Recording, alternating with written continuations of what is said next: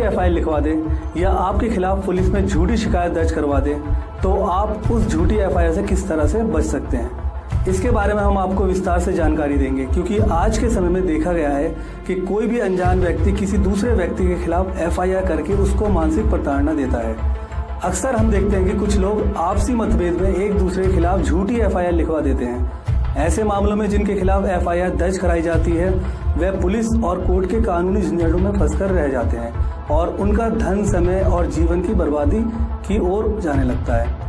क्या आप जानते हैं कि ऐसी झूठी शिकायतों के खिलाफ आप कार्रवाई करके अपने आप को खुद को बचा सकते हैं? जी हाँ, भारतीय संविधान में ऐसा प्रावधान है जिसके जरिए आप झूठी एफआईआर के खिलाफ कार्रवाई करके बच सकते हैं। भारतीय संविधान में प्रक्रिया दंड संहिता CRPC 1973 के अंतर्गत धारा 482 ऐसा ही एक कानून है। इस धारा के इस्तेमाल से आप खुद को और ऐसे झंझटों से बच सकते हैं। अगर कोई व्यक्ति झूठी एफआईआर लिखवाकर दूसरे व्यक्ति को किसी गलत इल्जाम में फंसाना चाहता है और वह इल्जाम उस पर झूठा लगाया जाता है जो उसने कभी उस काम को किया ही ना हो, और इस झूठे केस के कारण उस निर्दोष व्यक्ति को अपना पैसा, समय, इज्जत इन सभी का नुकसान उठाना पड़ता है।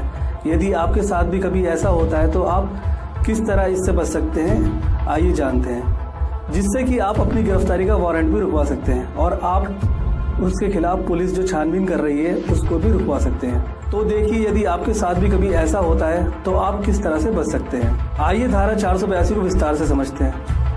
अक्सर देखा जाता है कि कुछ लोग आपसी मतभेद के चलते और आपसी लड़ाई में एक दूसरे के खिलाफ झूठी एफआईआर लिखवा देते हैं और बहुत बार देखा गया है कि इस तरह की झूठी एफआईआर के कारण बहुत से लोगों को परेशानी का सामना करना पड़ता है और कई लोग तो इतने ज़्यादा डर जाते हैं कि इसके चलते पुलिस उन्हें गिरफ्तार भी कर लेती है और इसके चलते आम नागरिक को सज़ा भी काटनी पड़ती है।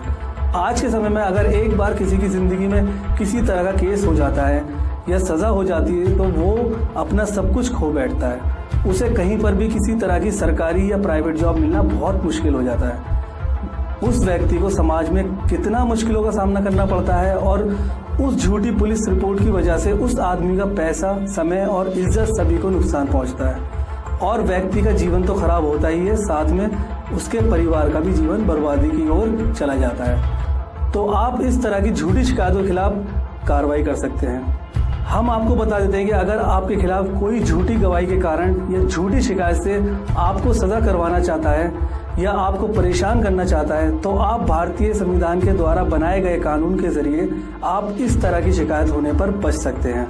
CRPC धारा 482 के अनुसार आप अपने खिलाफ लिखवाई गई झूठी एफआईआर के सामने सवाल खड़ा करते हुए हाई कोर्ट से निष्पक्ष जांच की मांग कर सकते हैं। इसके लिए आपको अपने वकील के माध्यम से अपने खिलाफ लिखवाई गई झूठी एफआईआर के खिलाफ एक एप्लीकेशन देनी होगी, जिसमें आप अपने खिलाफ लिखवाई गई झूठी कार्रवाई के खिलाफ शिकायत करके एप्लीकेशन दायर करते हुए पुलिस से सवाल भी पूछ सकते हैं और आप पुलिस की कार्रवाई को रुकवा भी सकते हैं और आप अपनी गिरफ्तारी के वारंट को भी रुकवा सकते हैं।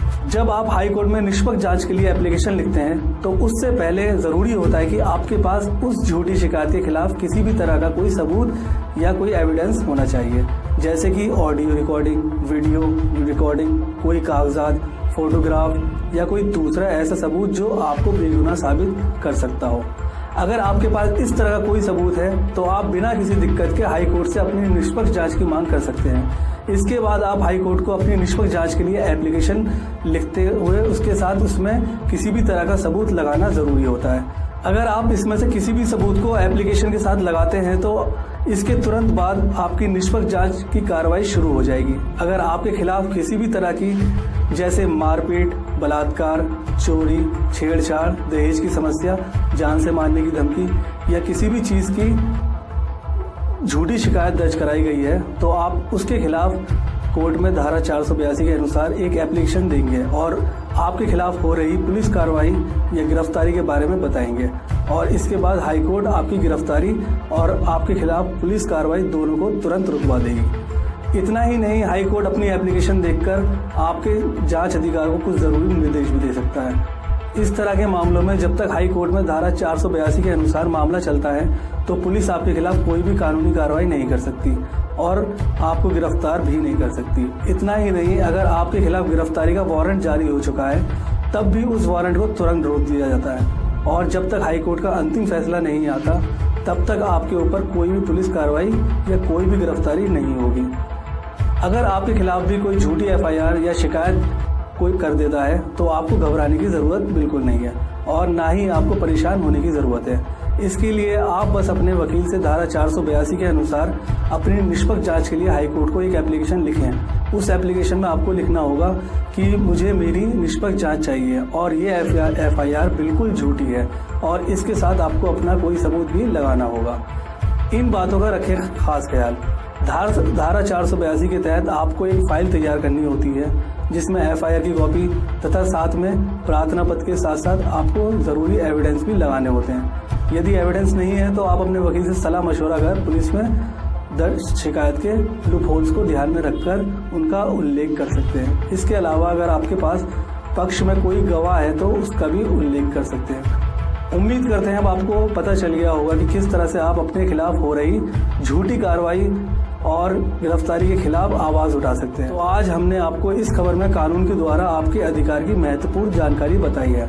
इस तरह की घटना आपके आसपास हर रोज कहीं ना कहीं अवश्य ही देखने को मिलती होगी, तो आप उन लोगों को भी इस जानकारी को दें और समाज को सतर्क बनाएं। तो यदि आपको हमारे द्वारा बताई गई ये